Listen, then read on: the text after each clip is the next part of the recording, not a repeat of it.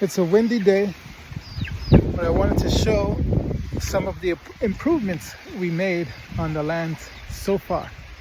So this is the chicken house. Initially the chickens were able to jump onto the roof or just clear over this fence. So we had somebody install this little chicken wire. And now they cannot escape like they used to. The fat ones could never escape anyway, but now the whole area is protected from jumping out.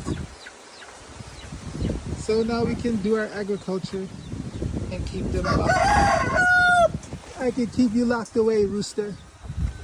I know it seems small or even ridiculous, but we finally got a mop. A mop is actually not so common in the village we are in. So, you know, I've been here. In fact, this land has been around for maybe 4 years, and it's the first mop on this land. And here's the mop bucket. Let me show you how it works. So, you just put this, well, I'm sure you guys know how to mop. But the way it works is you just push it down in there. Push it in there. It's not fancy, but I believe it gets the job done. So, as you can see, the land is pretty dry. We're in the summer months. So I'll even show you here the river real quickly, because even the river where we normally get our water is drying up.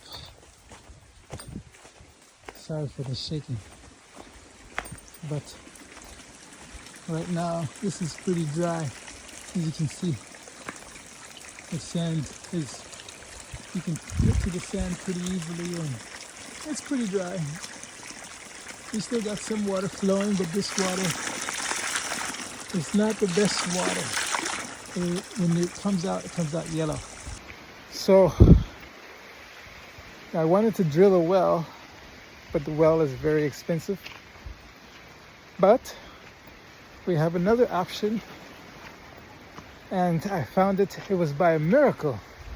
I believe God helped me find it, because we were looking for it online, but we just saw it on the street. Like, we were looking for it online and we went somewhere and saw it on the street. This is our big 1,000 liter water bottle.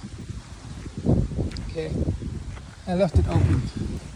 It's just one big empty plastic container, but we usually get water from here, from this big roof. Because the roof is so big, a lot of water comes down. In fact, so much water comes down, we didn't even put this here on purpose, and we get fruit. We get fruit from this thing in this dry ground because it's so much water. So we're going to use the rainwater to drink. You see, there's another fruit.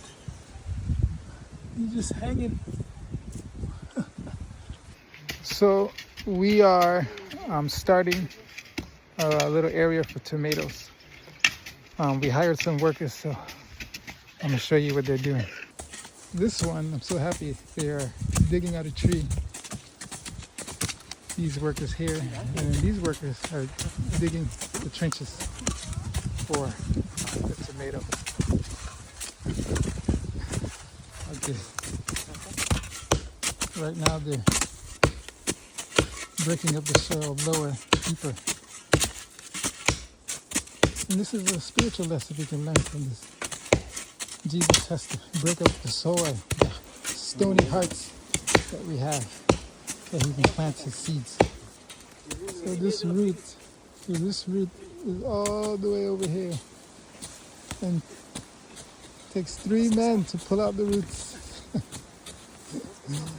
Wow, this is amazing. Here are some of the work that they've completed. I went away and came back and So these lower areas is the actual ground we'll be planting in. We're just waiting for the compost to come.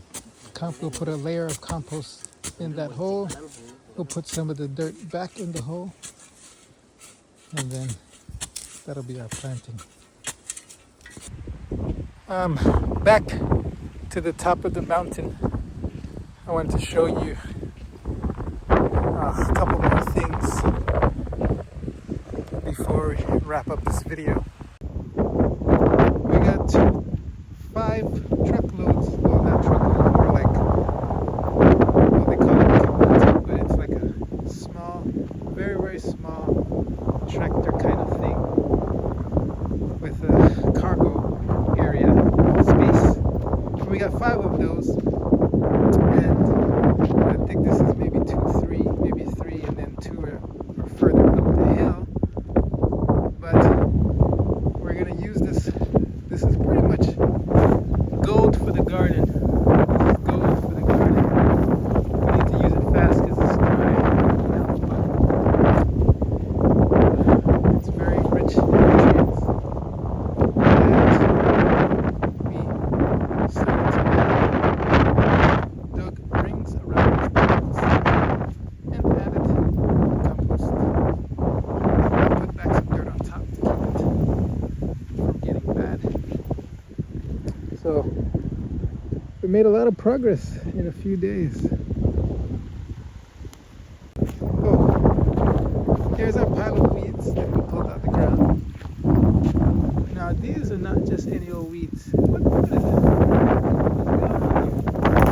Anyway,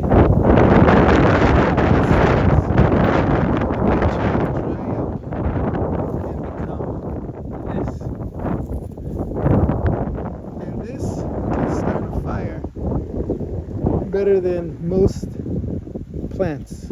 Okay, so that's pretty much it for now. I hope that you've been inspired or encouraged by what we're doing here in some way. God bless you.